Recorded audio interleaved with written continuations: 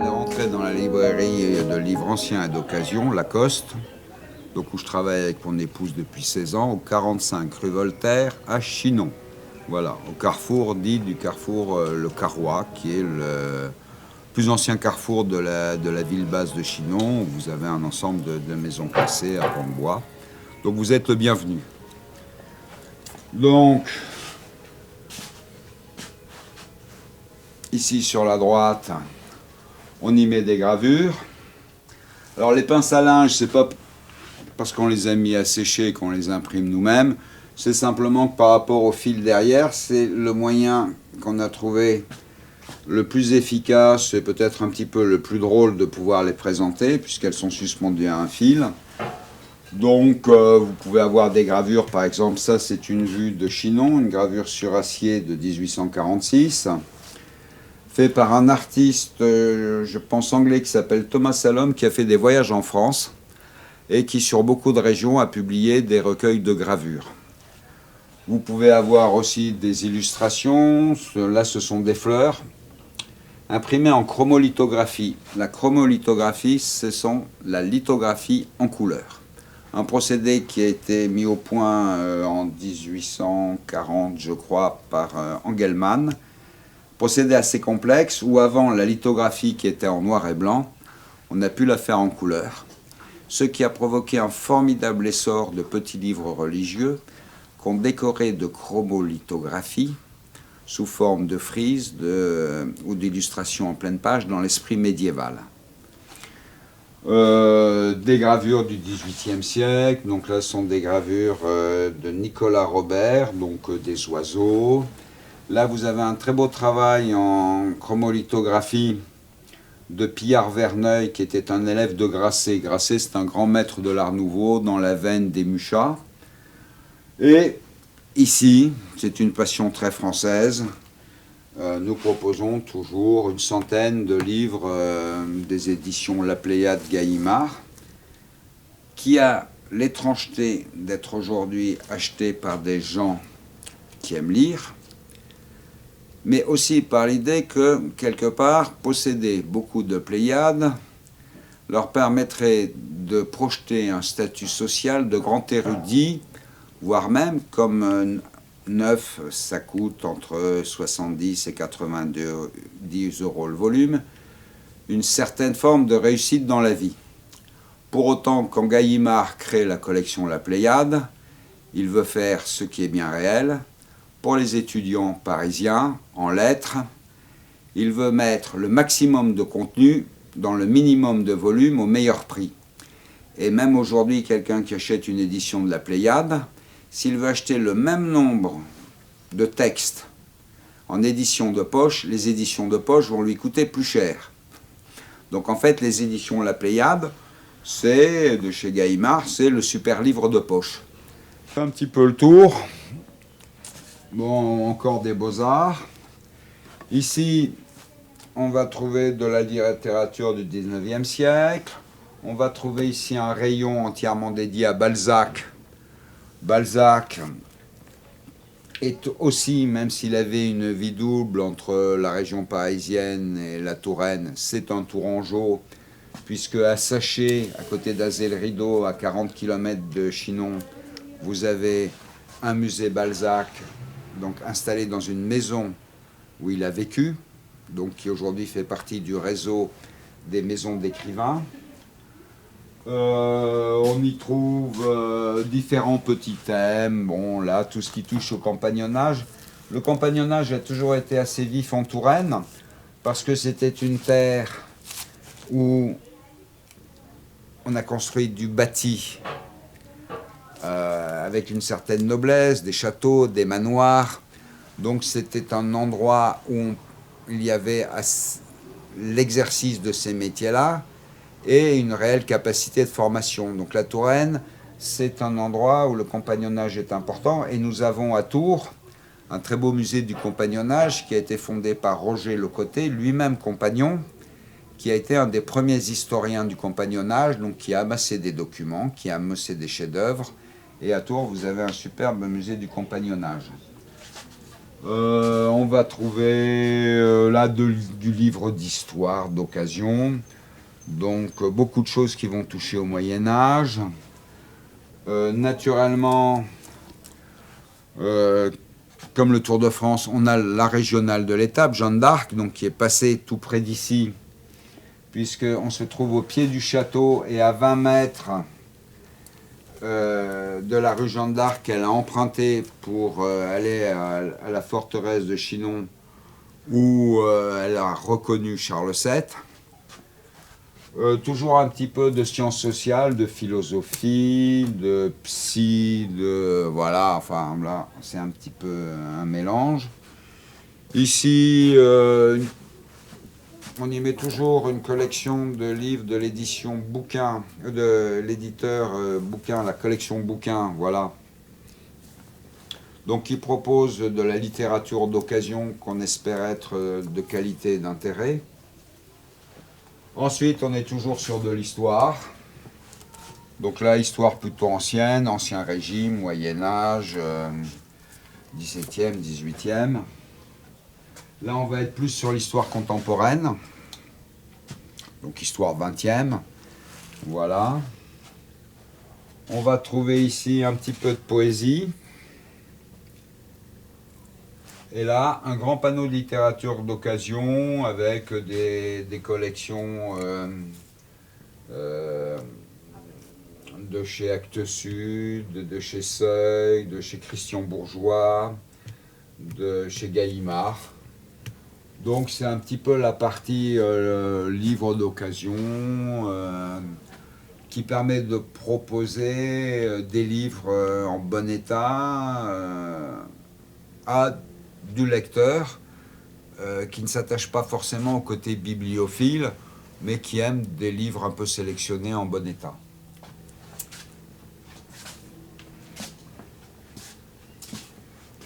Ça, c'est l'amusement du libraire. Voilà, donc en dessous, vous avez une centaine de 10-78 tours. Et pour ceux qui aiment la musique,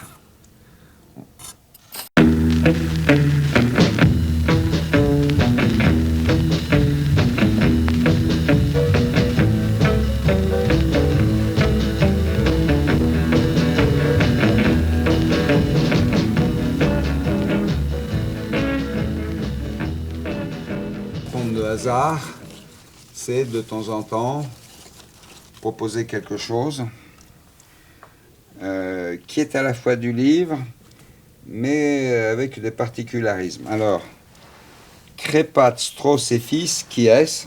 Eh bien, Crépat, Strauss et Fils, en 1952, nous propose un catalogue de leur lainage et soieries. Donc, on va trouver des échantillons de tissus et des modèles. Puis après, alors bon, si vous voyez une vitrine, on se dit c'est des livres particuliers, oui, voilà, ils sont un petit peu particuliers. Bon, en fait, c'est les protéger, parfois d'un geste indélicat, les protéger parce qu'ils peuvent être fragiles, et donc là-dedans, bon, le grand classique de la librairie Bateau, les éditions en cartonnage éditeur de Jules Verne, donc fait par son éditeur Hetzel, voilà. Donc un livre auquel on s'attache par la qualité du décor et dont l'état est essentiel pour l'amateur.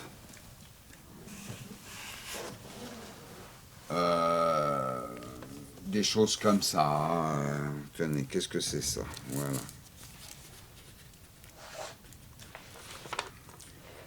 Les oracles sibyllins. Voilà.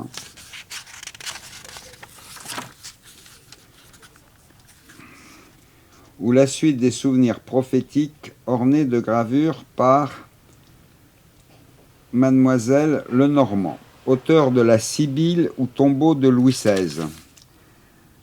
Voilà. Et là, nous avons en frontispice une gravure qui représente les derniers moments de Bonaparte à la Malmaison. Il se dit que Bonaparte consultait cette dame avant de prendre ses grandes décisions. Éditions originales, des éditions dédicacées, des éditions dites en grand papier. Un grand papier, c'est... On va y venir.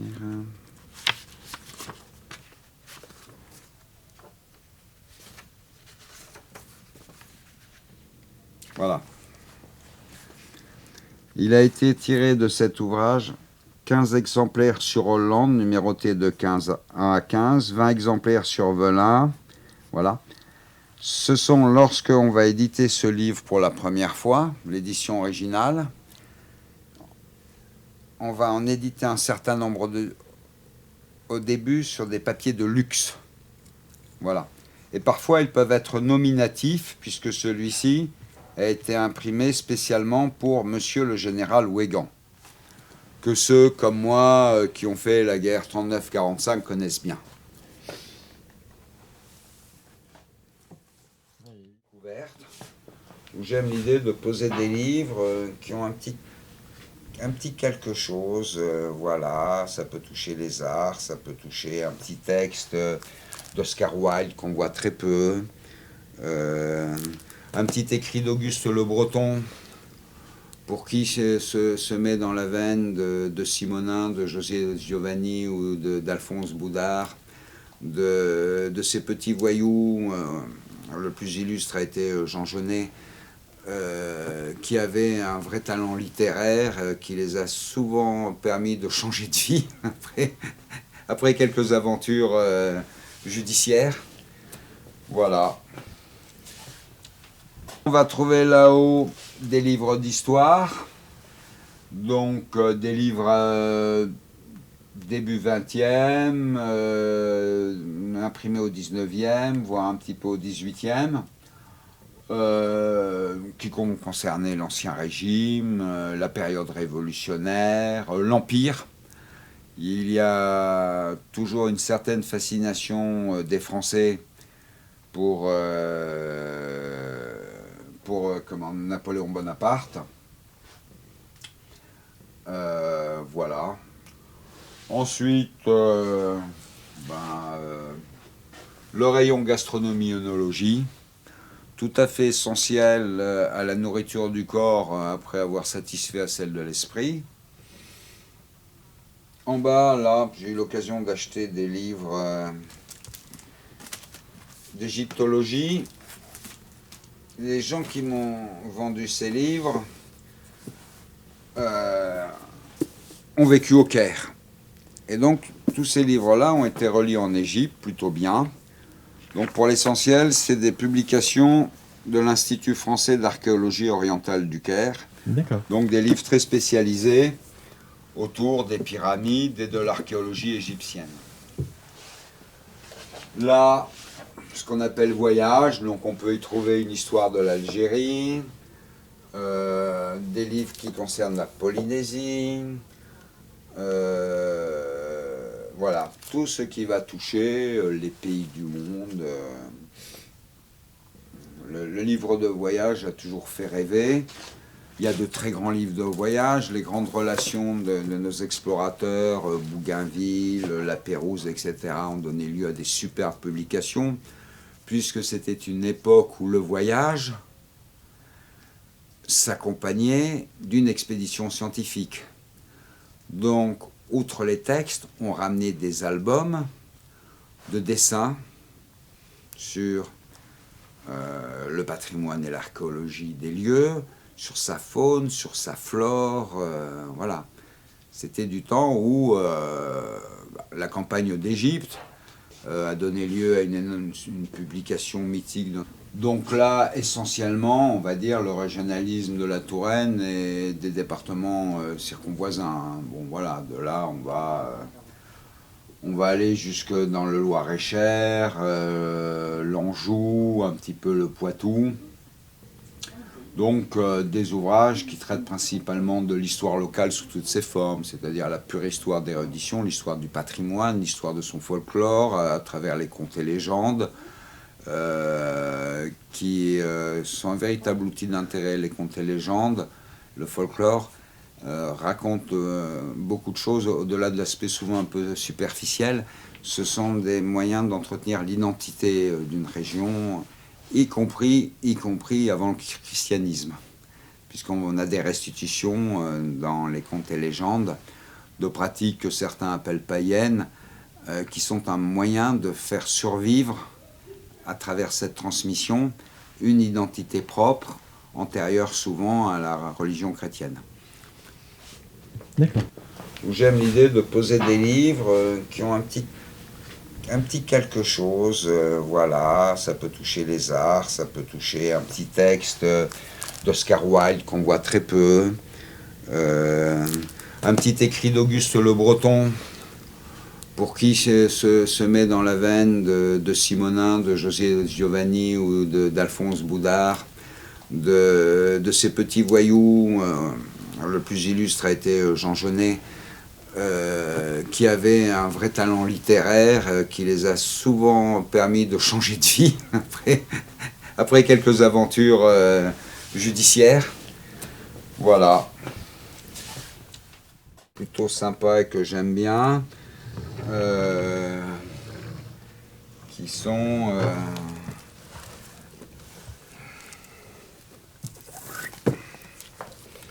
voilà, les livres de photographe, Henri Cartier-Bresson. Donc effectivement, je m'attache souvent, parce que j'aime ça, j'en ai collectionné beaucoup à une époque, les livres de photographes. Donc Clerc, Brassailles, Cartier-Bresson, etc., français ou étrangers, qui font que pour moi la photographie est un art, et je pense que chacun de nous a le souvenir d'une photographie qui l'a marqué. Pour moi, c'était, je pense, à adolescence, c'était la guerre du Vietnam, c'était une photographie dans Paris Match, où on voyait une jeune Vietnamienne enfant qui avait été en partie victime d'un bombardement en napalm. La photographie pèse énormément dans notre société et a fait de grands artistes.